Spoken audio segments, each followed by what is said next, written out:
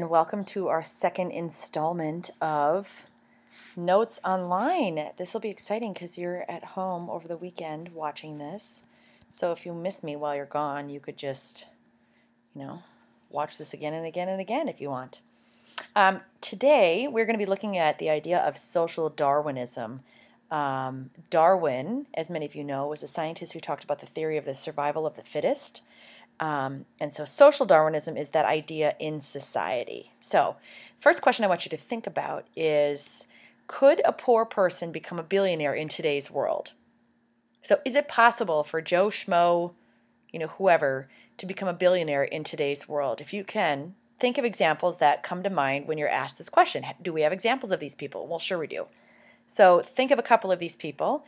And when you think of certain names, consider what kind of qualities such a person would have or would need to become a billionaire in today's world.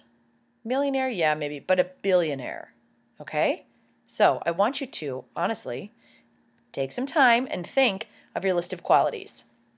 So pause the video, think of what qualities a person would need to become a billionaire in 2011 or in the future, okay? Pause. No, seriously, you got to pause it. Okay.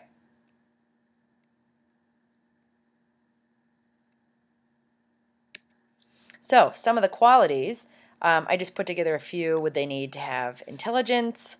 Would they need creativity? You think of some of the examples that maybe you thought of. You probably talked with your parents about it over dinner. This is exciting. It's good stuff, good history. Did they have a particular skill?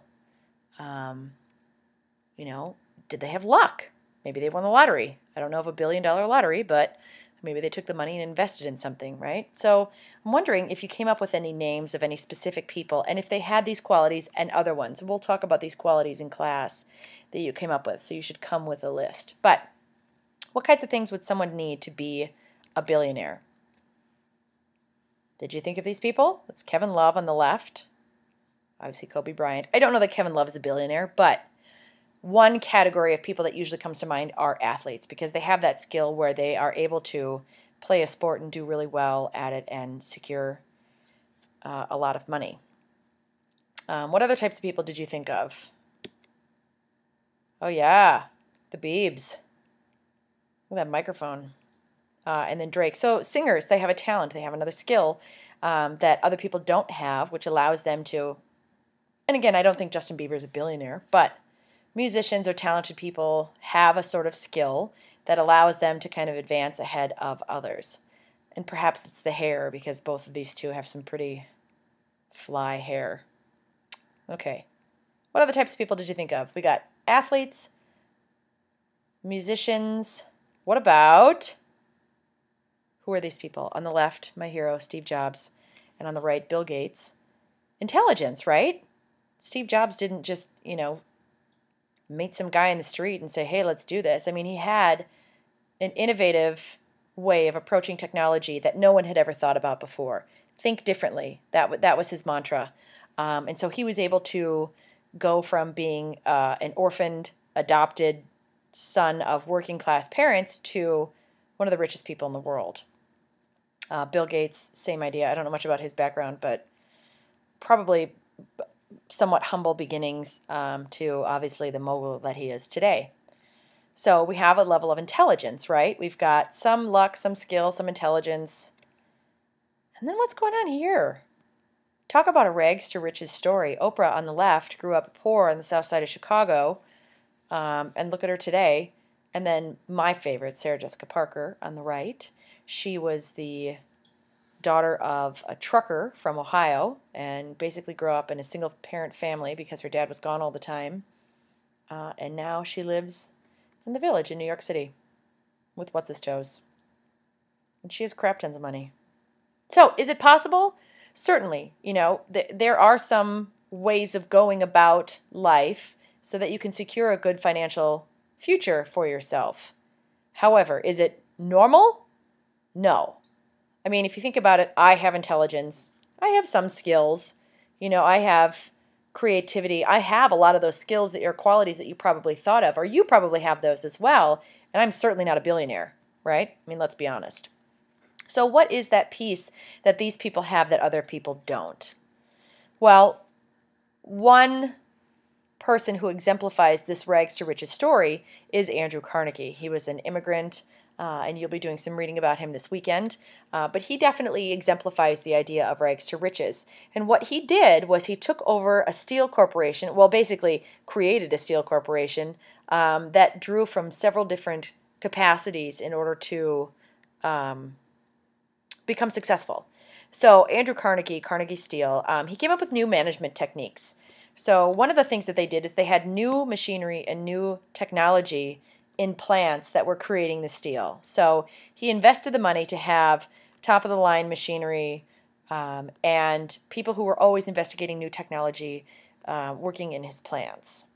So this was a very big deal because he spent money on these things, whereas other people were skirting these things and not having the best technology and brains working on things, and they weren't as successful. In addition, he had chemists and metallurgists for better steel. So again, the idea that he's investing in people who are actually going to make the product better. How can we go and make a stronger steel, a more efficient steel? You know, how can we use less steel but have it be as strong and have it have the capacity that normal steel would have? Okay, so he hired people who were going to work to be more efficient for him. He also had a very detailed accounting system, so he knew exactly how much each nut and bolt cost. So when he had his factory line going, Andrew Carnegie was on top of every single process that happened from the beginning to the end and knew what each specific piece of the portion cost him.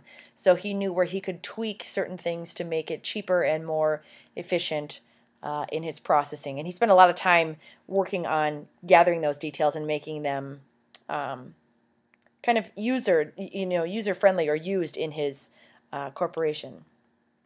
And then one of the most important things is he hired talented people.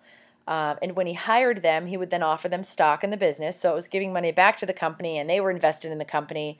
And he wanted, because there was this sense of ownership then with the stock involved in the company, it encouraged them to be competitive as a corporation. And they wanted to be competitive among each other to be able to increase production and cut costs to help Carnegie and to make the company successful, which they obviously did a very good job of. So Andrew Carnegie, a lot of his success rested with his forward thinking and the amount of time and energy he spent on putting all of these things together. Okay? He also utilized, we talk about Andrew Carnegie and J.P. Morgan and some other people who became a monopoly, if you will, or, the moguls of their corporation. What did they do? How did they do it? Besides new management techniques, they also had new business strategies.